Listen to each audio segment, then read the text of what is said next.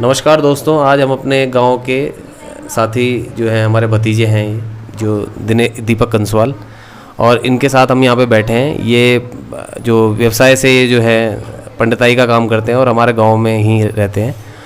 और ये हमें आज बताएंगे कि यहाँ पर मंदिर में क्या व्यवस्था हो रखी है। माता की पूजा है, ये पूजा किस लिए होती है और इसकी क्या मान्यता है और माता की उत्पत्ति किस प्रकार हुई, ये सारी जानकारी हमें देंगे।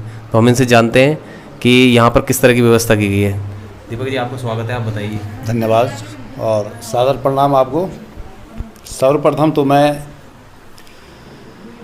वंदन करता हूँ माँ भगवती का और भगवान गणेश जी का। तो ओम लंबोदरम परमसुंदरमेकदंतं रक्तांबरं त्रिनयनं परमं पवित्रम् उद्वद्दिवाकरनिभोज्वलकान्तिकान्तं विघ्नेश्वरं सकलविघ्नहरं नमामि।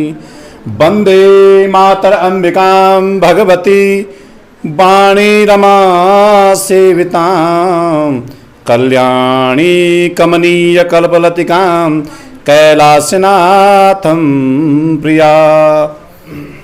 वन्दे मातरंबिकां भगवती वाणी रमा सेवितां कल्याणी कमनीय कल्पलतिकां कैलासनाथं प्रिया।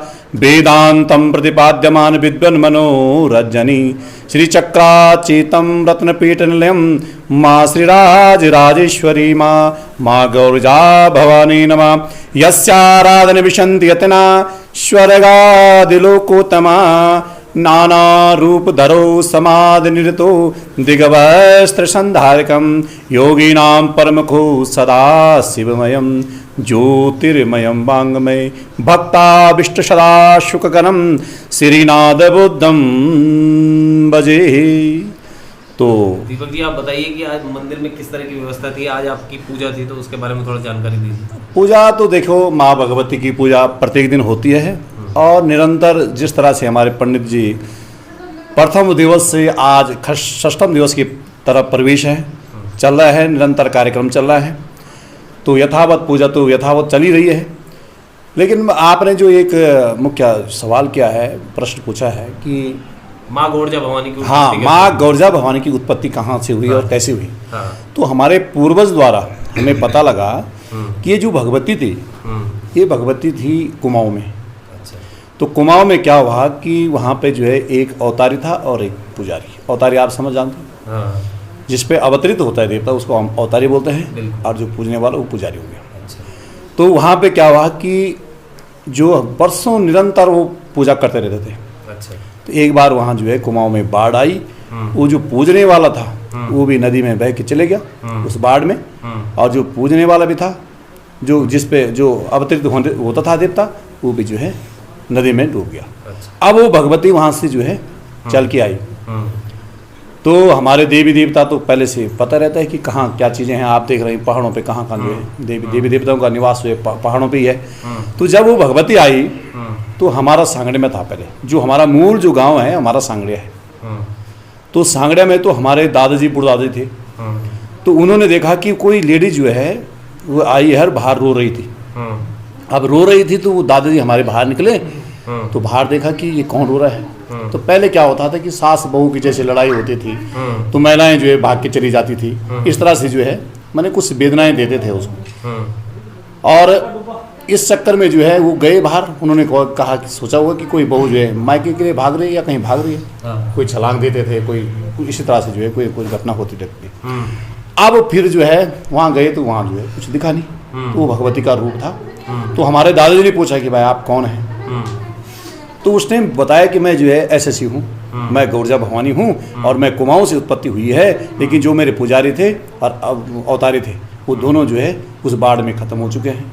अब मुझे पता लगा कि यहाँ पे पूजने वाले आप ही लोग हैं, आप अवतारी भी हैं और पुजारी भी हैं। तो बोलो मैं वचन की बंदी हूँ, और आपने जो क्या करना है कि ये तो दो भाई हैं आप, तो हमारे दादाजी भी थे, तो एक परिवार में तो हम पूजने वाले रहे। हमारे पीढ़ी प्रस्थान से हमारा पूरा ग्राम सभा में पहले इस परिवार में ही हम लोगों ने ही पूजा शुरुआत की है।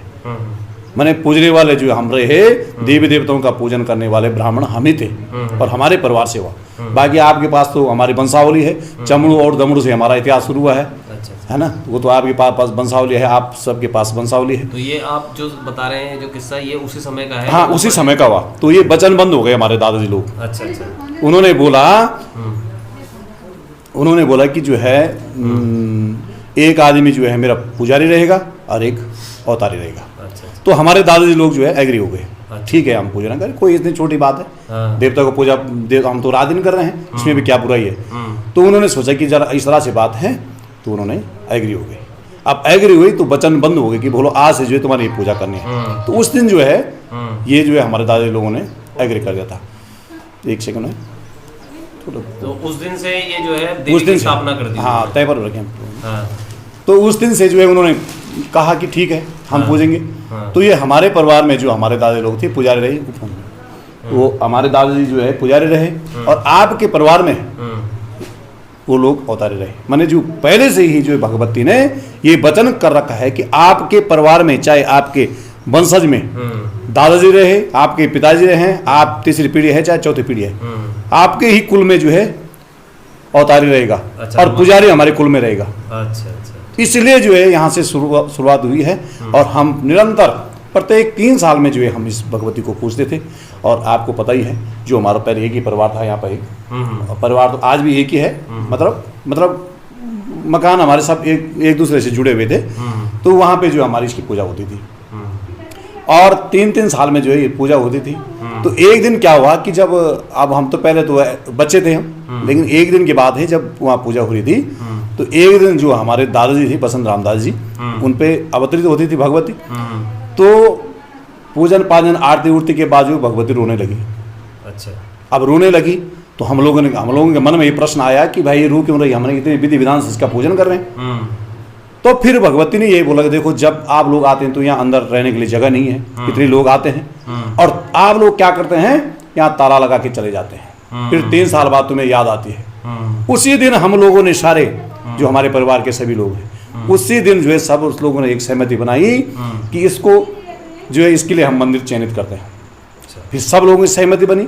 उसके बाद फिर जो है जब सहमति बनी तो हमारे यहाँ शंकर भाई जी की माता जी और भूमनी चाचा ये लोग पहले देवता के पास गए कि चलो हम मंदिर बना रहे हैं तो क्या ठीक है ये कदम उठाना कि सही है कि गलत है। तो देवता ने भी बोला ठीक है। अपने कुल देवी में गए, राजराजेश्वरी सांगड़े में भी गए, वहाँ भी गए, नाथभूत देवता के पास भी गए।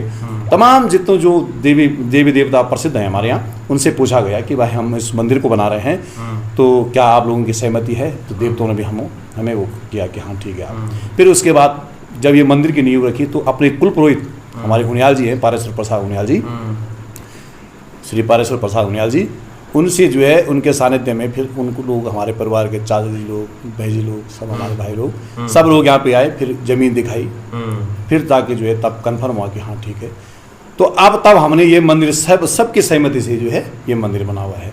तो अभी भी हम लोगों ये सोच रहे हैं कि प्रत्येक 3 साल में, पहले तो हो सके साल भर में, लेकिन व्यवस्था नहीं बन पाती है, सूतक पातक मृतक कई चीज़ें हो जाती है। तो 3 साल में जो हमारा ये रखा हुआ है कि 3 साल में हमने ये पूजन करना है। तो लगभग सारे गांव के लोग आते हैं इस पूजा में? गांव के लोग सभी हैं, किसी के लिए वो नहीं, मंदिर तो सबका होता है, मंदिर तो किसी पर्सनल का नहीं है। लेकिन जो हमारा परिवार है, जो कुटुंब है बना हुआ, हमारे गांव में 4 कुटुंब बने हुए हैं, 4 थोक बने हुए हैं जिसको हम थोक बोलते हैं। तो ये मुख्यतः हमारे परिवार के लोगों के जो गौरजा भवानी है, तो हम लोग इसका 3 साल में जो पूजन करते हैं। आने के लिए सबके लिए रास्ते खुले हैं, सब लोगों से सहमति है, सब लोग आओ। तो हम अपने पूर्वजों के वचन से बंधे हुए हैं, तो हमारा एक कर्तव्य बनता है। हाँ बिल्कुल, हमारा एक कर्तव्य बनता है और हम पीढ़ी दर पीढ़ी, हमारी मेरे हिसाब से 3री-4थी पीढ़ी होगी और हम उसी पीढ़ी पे चल रहे हैं। 5 पीढ़ी हो गई है, 5 पीढ़ी पे हम यही चल रहे हैं। और जब हम करेंगे तो आने वाली पीढ़ी भी, हमारे बच्चे भी तभी सीखेंगे जब हम करते आएंगे। तो हमने बच्चों को भी यही सीखना, बिल्कुल हमको यही सीखना है और सिखाना भी है और संस्कार भी देना है कि हमारे हम देवता हैं, हम इन देवताओं को ना छोड़ें और हम इन देवताओं का पूजन करते रहें। तो आपने बहुत अच्छी जानकारी दी कि देवी की उत्पत्ति किस तरह से हुई ग्राम में, और हम इन देवी को क्यों पूजते हैं, माँ गौरजा भवानी को क्यों पूजते हैं। तो हम अपने वचन के प्रतिबद्ध हैं और हमने वचन के बंधे हुए हैं कि हमारे परिवार में एक आपके परिवार के लोग अवतारी रहेंगे, चाहे आपकी तीसरी पीढ़ी में, चौथी पीढ़ी में वो भगवती आएगी, तो आपके परिवार में आएगी, और हमारे जो परिवार वाला है हमारे परिवार में जो पुजारी रहेंगे। इसलिए हमने जो है तो इसको छोड़ना नहीं है। अंत में आप अपने कुटुंब के लोगों से कुछ कहना कुटुंब के लोगों से यही है कि प्रत्येक ये 3 साल में जो प्रोग्राम बनता है आप लोगों से जो है बढ़ चढ़ कर हिस्सा लें, और समय समय पर जैसे आज है आप लोगों का विचार है कि आज हमने कुछ नई चीज जोड़नी है, और माँ भगवती के सानिध्य में इस प्रांगण में जो भी कार्यक्रम हो रहा है सबके समक्ष हो रहा है, और सभी लोग मिलजुल कर आगे की रणनीति कि आज हमारे पास टीन शर्ट नहीं है, आज फिर हमारे पास कोई बर्तन नहीं है, या इस तरह की अनेक तरह की जो है कोई जैसे ये दरी नहीं है, कारपेट नहीं है, वो चेयर नहीं है, बड़े बड़े पतीले नहीं हैं उसके भोजन बनाने के, इस तरह से जो है इस बारे में जो है इस बारे में चर्चा करेंगे। मुझे लगता है कि लोगों को खुद ही अपना प्रस्ताव लेके आना चाहिए। बिल्कुल, और है तो मैं ये पुण्य अर्जित करने का समय है, और पुण्य अर्जित करने से पुण्य अर्जित करने का यही बहाना है कि हम चाहे तन से करें, मन से करें, धन से करें, जो जिसके पास व्यवस्था है उस तरह से आप अपने सामर्थ्य किसी पे फोर्स नहीं है। भाई ठीक है, हम आपको फोर्स करते हैं कि आप जो है 10 पतीले लाओ यहाँ, आपकी वो नहीं है, लेकिन जो आपकी स्वेच्छा है, आप क्या चाहते हैं, आप थाली ले आएंगे, कोई गिलास ले आएगा, कोई कटोरी ले आएगा, इस तरह से जो व्यवस्था बनानी है। अब एक आदमी ने भी पतीले लाया और आपने भी पतीले लाए, तो दूसरे ने भी पतीले लाए, तो वो साफ पतीले तो बहुत हो गए, लेकिन थालियां नहीं हुई। इस तरह से ये व्यवस्था बनानी है कि कुछ लोग कुछ बर्तन रखें, गागर नहीं है हमारे पास, 1-2 गागर रखें बर्तन के लिए, जैसे आजकल गर्मियों में है पानी की सबसे ज़्यादा आवश्यकता है। तो इस तरह से सभी लोगों को जो है, और हम इस पूजन क्यों करते हैं कि हमारे परिवार में रिद्धि हो, सिद्धि हो, सुख सौभाग्य की प्राप्ति हो। अब हम लोग यहाँ इकट्ठे हुए तो हमें यहाँ लड़ाई नहीं करनी है कि उसने ऐसा कह दिया, उसने ऐसे कह दिया। ये हमारी एक छोटी सोच है, हमें दूरदर्शी होना चाहिए, है ना। हमारी लंबी रेस का लंबी रेस का घोड़ा जिसको बोलते हैं, हमें जो है दूरदर्शी होना चाहिए, और इस कार्य के लिए बढ़ चढ़ कर हिस्सा लेना चाहिए, है ना। चलिए, आपका बहुत बहुत धन्यवाद, आपने जो है अपना समय दिया और हमें ये बहुत जानकारी दी। जय माँ गौरजा भवानी, जय माता दी।